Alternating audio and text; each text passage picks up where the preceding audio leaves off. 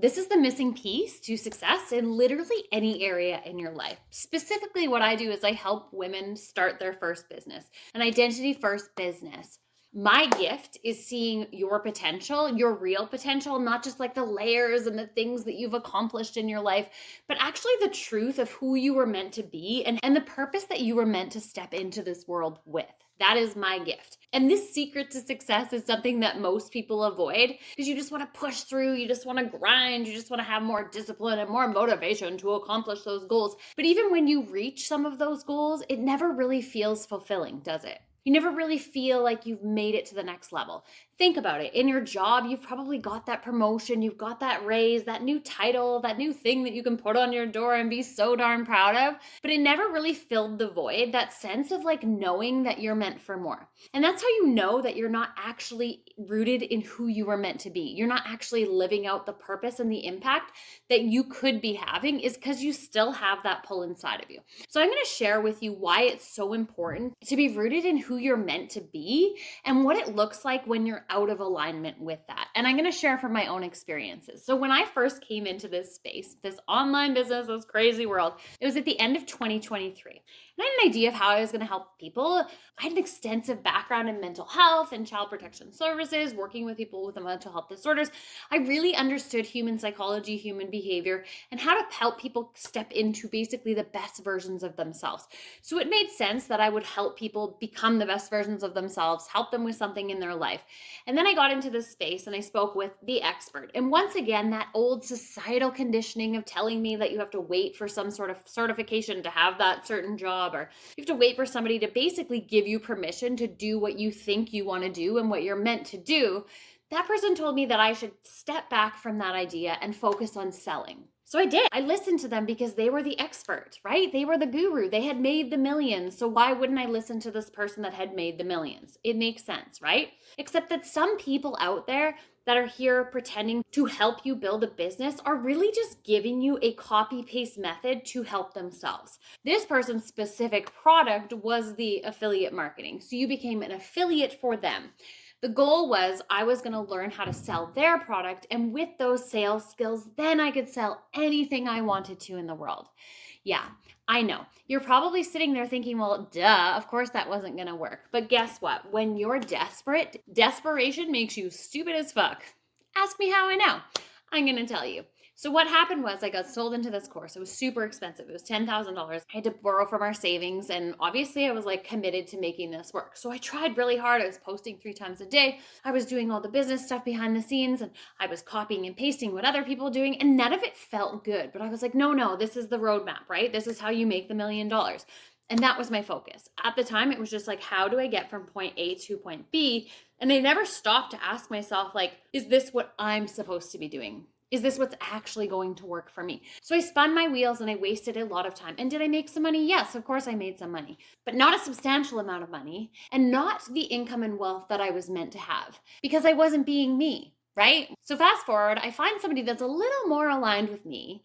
And instead of like promoting their products, you can actually just purchase it and then resell it completely. And so I took a different spin on this and I was like, okay, so what I'm going to offer is a little more of me. To every person I sell this product to, I'm going to support them with one-to-one mentorship, because then I got to show up and like actually live out my gifts. But then guess what happened? All the people I sold into this product, they were not getting the results they wanted, and they were getting stuck, and I felt like a piece of shit. So I finally was like, okay, take a step back, and I created my own program to help these people. I invited them in for free. And that's the end of the story, right? It's all rainbows and full bank accounts from there. Nope, that's not quite the way it worked out, because once again, I had built something that I was told would work. I had built something that other people were building. I had built something that really I had no interest in building. It was not something that I was passionate about. It was not something that I felt I had a lot of knowledge in. It was kind of like a fake it till you make it kind of deal. And when you build something for like that, when you build a business that's like, oh, I think this will make me a lot of money, and also obviously the outcome will help other people, you're going to burn out really fucking fast, because you're not going to have the desire to show up for that business, especially when you're not getting the results that you want. And so I took a 10-month hiatus. And instead of focusing on what I wanted to build and how I wanted to make money online, I took a step back and been like, what the fuck am I doing? Like, who are you? Who are you meant to be? Because literally I jumped from my job as a social worker into like doing this stupid affiliate marketing thing, into doing this other course, into building a course that I wasn't aligned with. And nowhere along the way did I stop and ask myself or take the time to make a decision about who I wanted to be, who I wanted to help, how I wanted to help them. And what I've learned through all of those setbacks, and what I hope you can understand here, is the goal is to help people with your truth, with who you are, with your experiences, with your knowledge. That is where the gold is. That is where the value is. And the byproduct of that is money, is time freedom, is the business of your dreams, is the life of your dreams. It's not the other way around. And so taking that 10 months was really important because I was able to get very deep into what I needed to let go of, the beliefs that were holding me back, all the things I described about myself as a person, who I thought I was based on the experiences I had, based on the things people told me I was. You're the good girl. You're the people pleaser. You're a little bit too much. So when I showed up online, I was not showing up authentically. I was holding back. So I wasn't really connecting with any of you. And that's where I realized, oh my God, the missing piece, the secret to success is you. It's your identity and not who you think you are right now and not who you were in the past. And no, we're not creating a new one. I know it's sounding very complicated at this point, but we're unlayering the truth of who you were always meant to be. And a lot of that is letting go of the things that are holding you back. How many times have you been told you're too much? How many times have you walked in a room and you're like really excited going into it, but the energy is not there? So you just like kind of dim yourself down a little bit to match the energy in the room. That's not being yourself. And those are all the tiny little ways in which we lose ourselves. And those are the tiny little ways in which we can find ourselves and reconnect with who we were truly meant to be. Because what happens when you step into your identity and who you're meant to be, and I'm not the only proof of this, my students that are now inside my new course curriculum and community are all living this, is you have the confidence to do whatever the fuck you want. You feel safe to dream the most delusional goals you can imagine, and you take the action to work towards them. You are excited to show up to work on your business. You are excited every single day to make impact. Every single comment, every DM, anybody who even notices your post is like, oh my God, I'm literally changing people's lives. And you operate from this level that's like above everything that you ever knew in life. We can't go back in time. We can't reshape our experiences. We can't get rid of the hurt. We can't get rid of the trauma. All of that is with us, but it doesn't need to direct who we are and who we are becoming. That is the secret sauce. You need to decide who the fuck you want to be. And when you get to that place, when you figure it out, every day feels like bliss. This is what deciding looks like. Now, the first step to deciding who you're going to be is deciding who you are not. Your brain moves a lot faster away from pain than it does towards pleasure. So think about events in your life. Think about your childhood. Think about your beliefs around money and what's possible.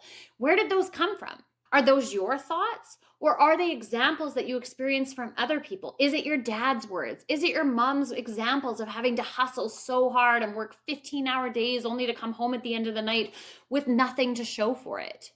What are your values? Not the values that have been passed down. What do you actually value in life? Because you probably are sitting with a lot of values that don't even line up with who you are or who you want to be anymore. From there, once you are able to really unpack who you don't want to be, the beliefs around money, around relationships, around business, around how you can help, around who you can help, then you can get some clarity on who you do want to be.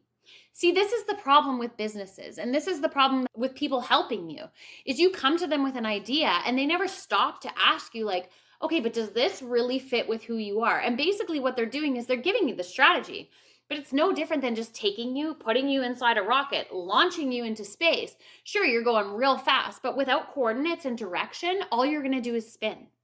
That's why you need to be the person that dictates and leads your life forward. So who do you want to be?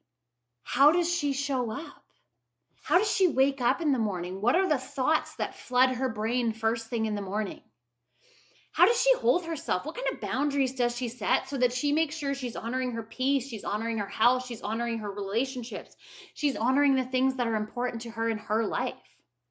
How does she help others? What's something she's so naturally gifted at that she doesn't get burnt out from doing it, that when she actually helps people, there isn't the resentment piece that follows? In what ways does she show up for herself to lead by example, that this is the standard? I hold it to this level so that others show up for her in those same ways. It always comes back to you. I hear so many people complaining about their partner. Oh, he never shows up for me. He never initiates. He never does this. When was the last time you showed up for yourself? You lead by example. You set the standard. You set the tone. You set the energy. You are the leader. You lead and everything else follows. So identity is the key to unlocking not only success with business, but every area of your life. I can give you a really good example of my relationship. 2024 was rough. And I could have easily blamed where my husband and I's relationship was at on postpartum. I could have blamed it on hormones. I could have blamed it on him just simply being a dick, right? I definitely could have taken that stance. Instead, I was like, what do I want my relationship to look like? What a simple, stupid fucking question, right? Who thought we had control over this? But why do you think you don't have control over it? Because you've never seen it. You've never seen it done this way. And that's just because your brain filters out anything that is different from what you have lived. So if you've never seen a thriving relationship, regardless of having small children, regardless of having stressors in your life, then you're not going to believe it's possible. And when we sat down together and asked that question, we made a decision. Again, it comes back to that decision. What do we want our relationship to look like? And then it's a personal thing. Who do I need to be to make our relationship look like that? How do I need to show up, regardless of whether it's reciprocated, regardless of whether I'm tired, regardless of whether I'm stressed? How do I need to show up for that to come true? And guess what? It comes true. Do we have setbacks? Of course we do. And that's where we have to sit and remind ourselves again, is this what we want it to look like? Man, the last few weeks have been a little bit of a roommate style. Is that what we want our relationship to look like? No, it's not. It's the same thing with money. If you're unhappy with your financial circumstances, if you are sick and tired of going to your 9 to 5, looking at your bank app every time you go to buy lunch, and then realizing how fucking broke you are, which doesn't line up with how hard you work, then what can you do about it? What do you want your finances to look like instead? You need to make a decision. Are you capable of making your finances look like that in your 9 to 5? Or is that trapping you into an identity that you were not meant to hold? If you were here, if you were on this page, it's probably because you understand you were destined for more. You wouldn't be watching this video. You wouldn't have made it this far through. There is a part of you that knows you are meant for more. That is the identity you need to step into. I want to encourage you to look at some prompts below, some questions to get very, very personal, get very, very honest, and ask yourself, who do I want to be? And all you're going to do to become that woman is you're going to take tiny little micro actions, tiny little steps towards her every single day. And every time you make a new decision to honor who you want to be, not who you were, I want you to celebrate it like you've won the lottery. Because that celebration is the key to the motivation that you've been searching for to follow through on any of your goals.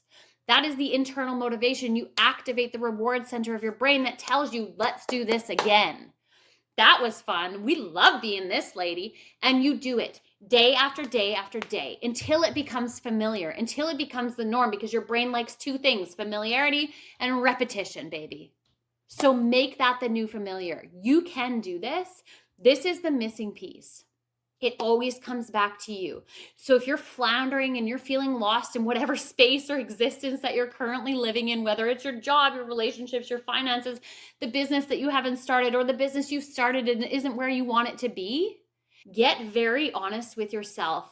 Am I operating from the woman I want to be? Because if you're not going to build it. You're not going to build it. And one simple question to leave you with for every action step you take moving forward. Does this action align with who I am becoming? Ask yourself that before you do anything in your life. And if the answer is no, then choose something different. The second you make a new decision, you build that new neural pathway, keep walking it. And you will walk yourself, you will lead yourself towards the person that you desire to be, towards the life that you dream, desire, and deserve to have. And this, my friends, this is what deciding looks like. As always, I have an unwavering belief in your potential, and I wish you nothing but success.